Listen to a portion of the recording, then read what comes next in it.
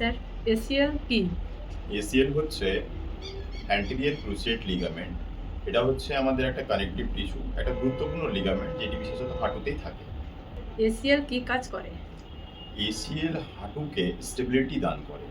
Mainly ACL যেটা করে সেটা হচ্ছে হাঁটুকে স্টেবল করে। কিরকম করে স্টেবল করে?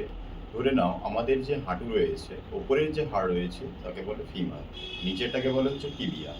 এবার টিবিয়া আর ফিমারকে অ্যাটাচ করে দুটোকে স্টেবল করে ধরে রাখে, যাতে করে টিবিয়াটা মানে নিচের হাড়টা বেরিয়ে না যায় এক্সেসিভ এক্সটেনশনের সময়।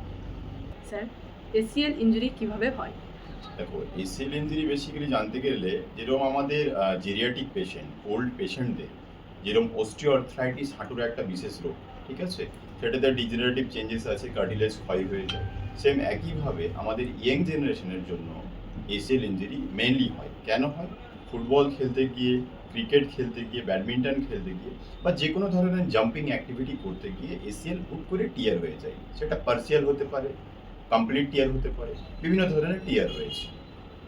স্যার, পার্সিয়াল এসিএল টিয়ার হলে কি অপারেশন লাগবে?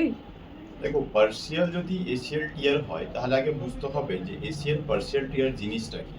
ধরো একটা ফিতে আছে রিবান টাইপের, সেই রিবানটা যদি হালকা কেটে যায় তাহলে সেটা কিন্তু বড় ব্যাপার না।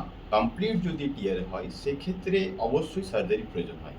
বাট পার্সিয়াল টিয়ারের ক্ষেত্রে যদি নি স্টেবল থাকে, ফ্লেকশন এক্সটেনশন বিভিন্ন ধরনের যে মোবিলিটিগুলো রয়েছে নির, সেগুলো যদি স্টেবল থাকে তাহলে সেগুলো অ্যাসেসমেন্ট করে দেখার পরে দেখা দিয়েছে যে যদি পার্সিয়াল টিএল থাকে তাহলে বিভিন্ন স্ট্রেংথেনিং এক্সারসাইজ রয়েছে, সেগুলো ফিজিওথেরাপি প্রোটোকল মেনে যদি করা হয় তাহলে অবশ্যই একটা ভালো রেজাল্ট পাওয়া যায়, সার্জারির কোনো প্রয়োজন হয় না।